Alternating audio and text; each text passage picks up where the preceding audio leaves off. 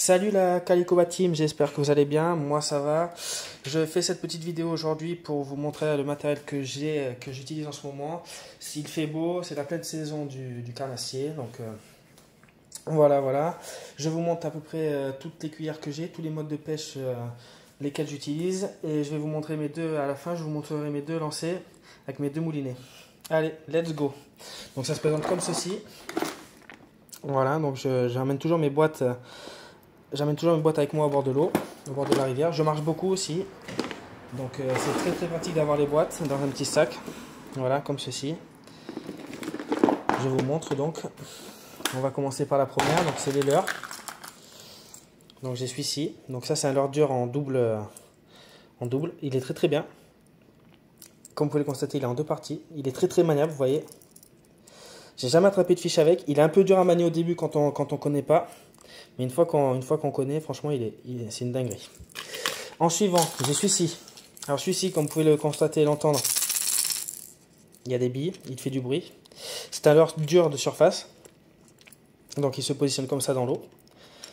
Hop, et dès qu'on tire, et dès qu'on mouline un peu, il se plonge comme ceci. Il fait du bruit. Et en plus de ça, grâce à la bavette qu'il y a ici, en fait, il fait des flocs avec l'eau. Franchement, il est pas mal. En suivant, j'ai deux leurres souples avec des têtes plombées. Ils sont très gros, je les utilise plus, c'est pour ma collection. Donc eux je les utilise quasiment jamais vraiment. Ils sont très vieux, comme vous pouvez le constater, j'ai perdu les yeux sur celui-ci. Avec les vieux hameçons, voilà. Mais bon, ils sont vachement, là vous pouvez pas voir, mais ils sont vraiment lourds. Mais bon, je les aime bien, ils sont très jolis. Donc j'ai celui-ci avec cette couleur et j'ai celui-ci pareil.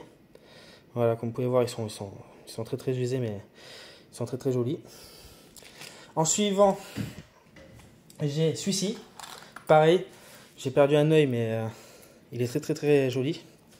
Voilà. Et la particularité de celui-ci, c'est qu'il a les petites palettes là derrière là. Et ça m'est déjà, j'ai pas fait de fiche encore avec lui, mais ça m'est déjà arrivé d'avoir au bord de voir les poissons, les petites perches, les petits blacks suivre. Franchement, il est magnifique aussi. Son action de pêche est très belle. Il est très souple. Franchement, il est pas mal. En suivant, j'ai du texan, des têtes plombées en texan. Alors celui-là, je l'ai trouvé. Je l'ai trouvé au bord d'un étang, franchement. Et j'ai pas encore utilisé, mais je vais l'utiliser dans les prochaines vidéos. Voilà, tête plombée, hameçon texan. Comme ça s'en mêle pas. On peut pas le perdre non plus. Enfin, on peut pas l'accrocher dans les roseaux, voilà. Hop, il est très souple. Le poisson arrive. Hop, vous connaissez. Clac, il se pique. À vos épuisettes. Hop, c'est bon. Attrapé. Et voilà. En suivant, nous avons la frog. Alors ça, c'est pareil, je ne l'ai pas beaucoup utilisé, mais franchement, c'est une dinguerie. Là, elle est là. Pareil, elle est très maniable. Elle fait vraiment comme une vraie, vraiment. Là, c'est du réalisme vraiment à 100%. Je suis très content de mon achat. En plus, on peut pas la perdre. Pareil dans les nénuphars. Et ce qui est bien, c'est qu'elle est souple.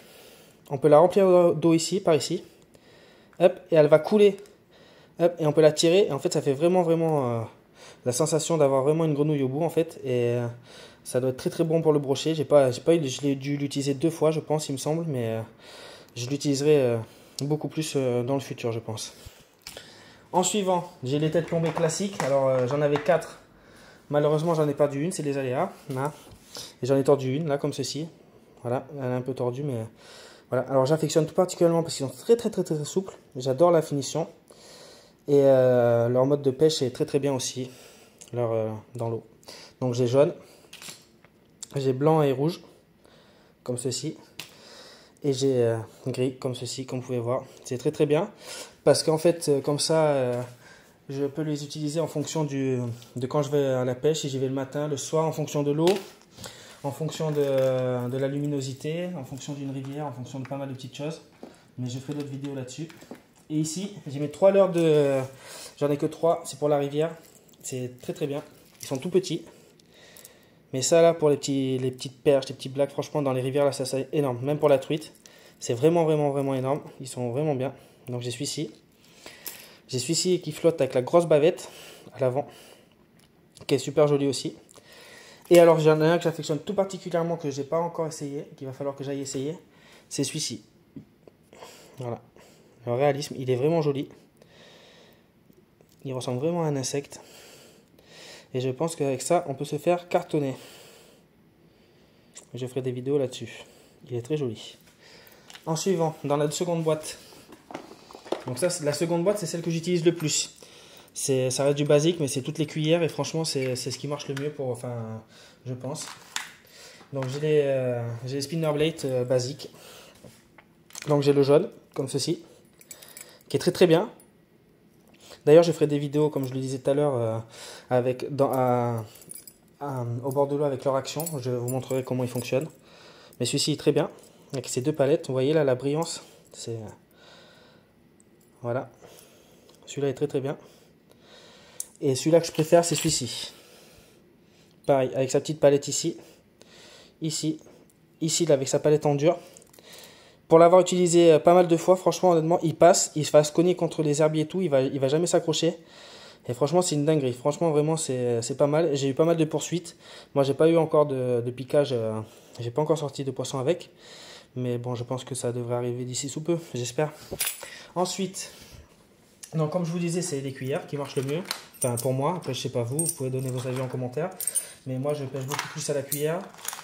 C'est un mode de pêche que j'affectionne tout particulièrement depuis que je suis tout petit. Voilà, donc ça reste du basique. Voilà, donc j'ai pas mal de cuillères basiques, mais c'est celle qui marche le mieux, comme je vous disais. J'ai des cuillères comme celle-ci, si j'arrive à la décrocher.